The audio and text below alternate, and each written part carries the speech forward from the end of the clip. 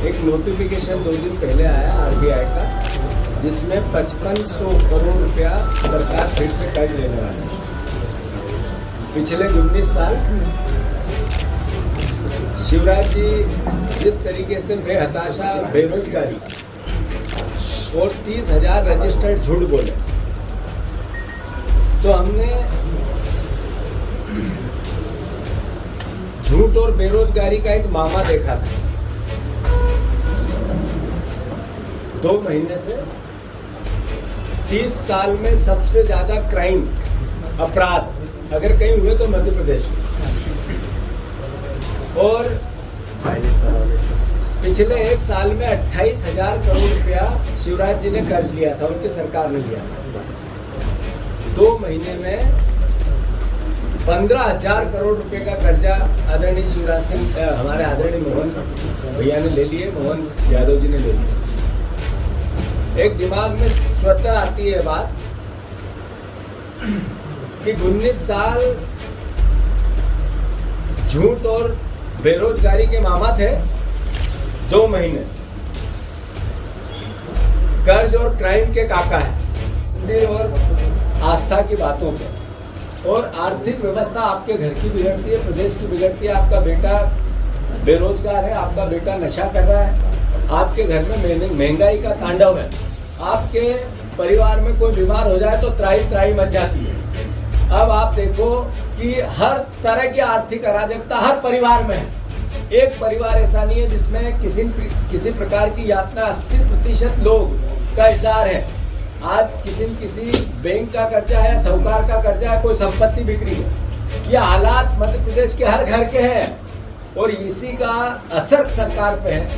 तो मैं मानता हूं कि जैसे मैंने शुरुआत में कहा, हमने पहले अद्भुत नंबर 1 बेरोजगारी और 30,000 रजिस्टर्ड झूठ जो विधानसभा में दिए गए, आश्वासन दिए गए, जो सरकारी कागजों में शिवराज जी ने कहे थे, तो झूठ और बेरोजगारी के मामा थे शिवराज जी। सबसे बड़ा झूठ बहनों से बोल के गए कि मैं 3,000 करोड़ रुपया आपको दूंगा, 3,000 रुपया पर मंथ दूंगा चुनाव बाद। एक 1,200 रुपए दे रहे हैं और वो भी सांसें ले रही है। ये कर्ज का लेते हैं तो करते क्या है? क्या ये कर्ज लेकर इन्होंने प्रोविजन किया है कि हम जिसमें उन्होंने बीजेपी के नेताओं को चंडी छाप और चंडीपुर छाप बोला है। बीजेपी लगातार इसको वायरल कर रही है। इसके अलावा राम मंदिर को लेकर भी कहा है कि बीजेपी का उद्देश्य मंदिर बनाना नहीं बल्कि मस्जिदों को तोड़ना था।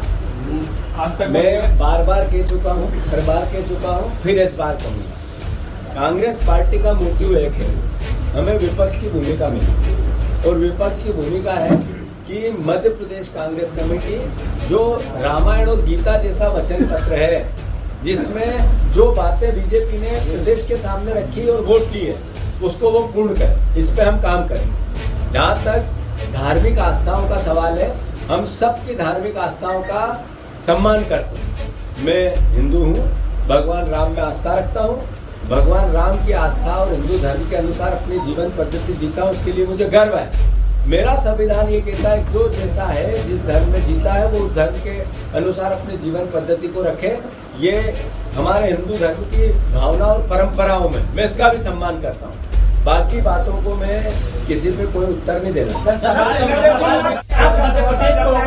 लोकसभा उम्मीदवारों की घोषणा कब तक हो जाएगी? लगातार बैठकें भी हो चुकी हैं। भैया इसी से जुड़ा हुआ सवाल है। इंग्लिश ही कह रहे हैं कि अगर पार्टी आलाकमान कहेगा तो मैं ज्योतिराज सिंधिया के खिलाफ चुनाव लड़ने को तैयार हूँ। गोविंद सिंह भी कह रहे हैं कि अगर पार्टी आलाकमान कहेगा तो सिंधिया के खिलाफ लड़ने को तैयार हूँ। मैं धन्यवाद देता हूँ आप सबको।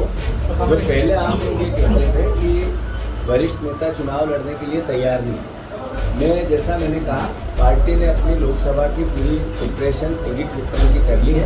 पैनल्स बन गए हैं, सही समय पे टिकट वितरण होगा और सही समय पे मतलब किसी प्रकार की ये गुंजाइश की लेट हुए, समय पे नहीं हुए, कोई उसमें से नेगेटिविटी निकले, वो समय नहीं आएगा। पॉजिटिविटी निकले। मैंने जैसा पहले भी कहा है, 50% टिकट हमने निर्णय लिया युवाओं को। युवाओं को मीन्स जो युवा कांग्रेस की परिधि में भी आते हैं और जो 50 साल से नीचे के होते हैं। 50% टिकट कांग्रेस पार्टी नए लोगों को देगी, यूथ को देगी। इसके चुनाव चल रहे थे तो किसानों से की मांग थी 3,000 रुपया क्विंटल की गेहूं की, 2700 रुपये बीजेपी की सरकार ने हाँ की थी, जो आज बनी। बीजेपी के घोषणा पत्र में आज तक एक शब्द नहीं कहा। इसको लेकर धान की कीमत 3100।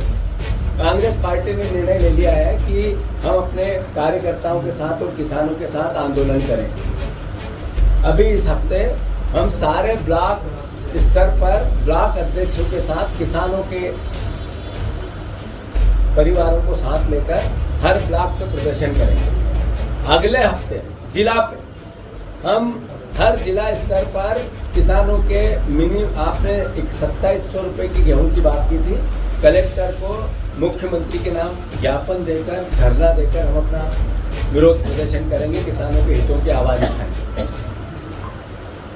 फिर उसके अगले हफ्ते मंडल पर हर खरीदी केंद्र जहां है वहां पर हमारा हर किसान खरीदी केंद्र, जब तक खरीदी के केंद्र चालू हो जाएंगे, किसानों के साथ मिलकर कांग्रेस के कार्यकर्ता हर जहां जहां पर तुलाई चल रही है उस तुलाई केंद्रों पर आंदोलन करें।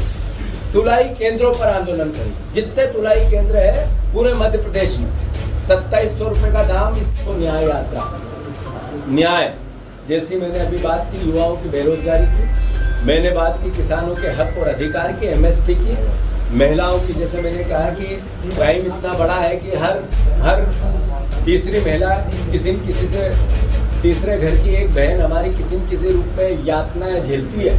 ये महिलाओं का न्याय, श्रमिकों का न्याय, जो महंगाई और बेरोजगारी से परेशान है। ऐसे 5 न्याय के सिद्धांत को लेकर राहुल जी निकल रहे हैं। 2 मार्च को हमारी मुरैना से यात्रा आ रही है।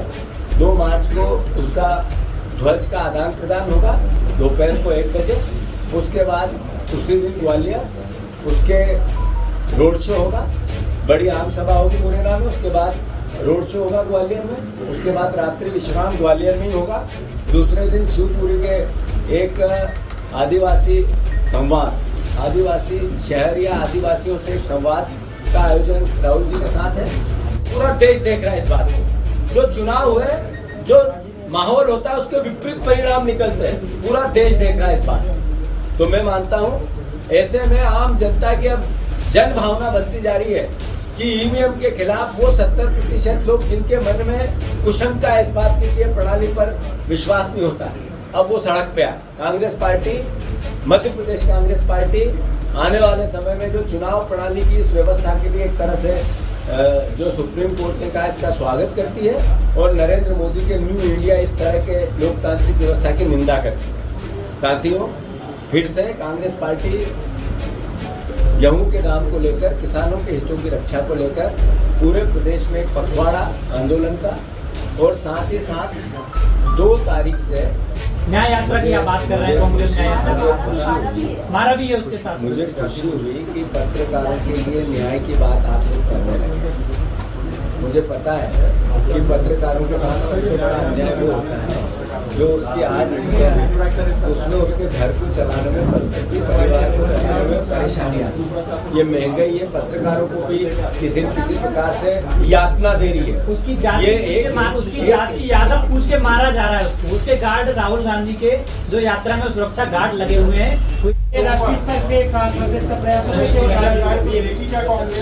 ये जो स्वामीनाथन आयोग की रिपोर्ट के आधार पर समर्थन मूल्य एमएसपी, इसको लेकर राहुल गांधी जी ने, खड़गे जी ने, कांग्रेस पार्टी ने एक पूरा मेमोरेंडम दिया है देश के सामने।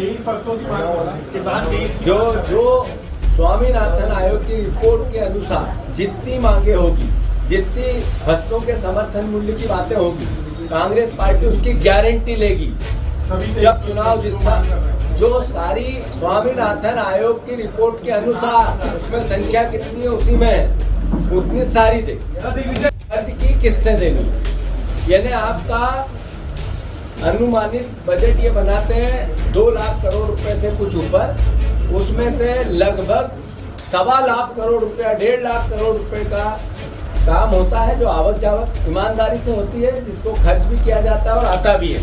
बाकी अनुमानित होता है जो अगले साल फिर कोलैप्स हो जाता है, नई व्यवस्था बन जाती है आर्थिक व्यवस्था के अनुसार। उसमें से 38,000 करोड़ रुपया लगभग सिर्फ कर्ज की अदायगी देनी है और ब्याज देना है मध्य प्रदेश के निवासियों।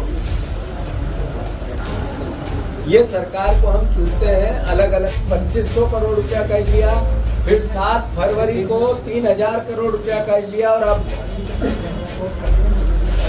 20 तारीख को 20 फरवरी को फिर 5500 रुपये कर्ज लिया। 55,000 करोड़ रुपए 5500 करोड़ रुपया सॉरी, मैं मानता हूँ 3,57,000 करोड़ रुपए का कर्ज शिवराज जी छोड़ के गए थे।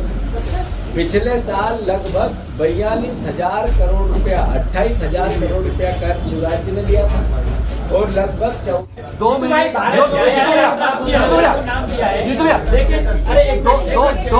दो महीने का वक्त गुजर चुका है, कार्यकारिणी अभी तक आपकी नहीं आ पाई, कहाँ बीच में पेच फंस रहा है? कोई पेच नहीं फंस रहा है। कार्यकारिणी बहुत जल्दी आपकी आशाओं के अनुरूप, आपकी भावनाओं के अनुरूप बहुत जल्दी मीन्स 1 हफ्ते में आएगी। जीतू भैया, भारत जोड़ो न्याय यात्रा नाम दिया है आपका, जहाँ हमारे टिकट वितरण में जो नाम्स आए हैं और जिसका जहाँ लोकप्रियता है, जो सबसे अच्छा उम्मीदवार है वो छोटा हो या बड़ा, कितना भी बड़ा नेता सबको लड़ना है।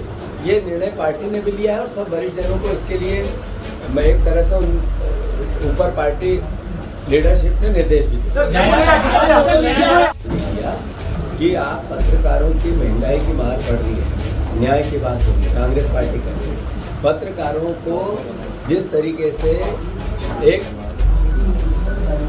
जो ईमानदारी से उसका धर्म है, उस धर्म को रोका जा रहा है। एक तरह से मीडिया हाउस का पर कब्जा होने लगा है सरकारों का, वो छोटे वाले का राज्य की सरकारों पे और बड़े मीडिया हाउस का देश की सरकारों पे। सवाल ये है, ये कर्ज लेते हैं तो करते क्या है? अभी अनुपूरक बजट आया था, बजट में कर्ज की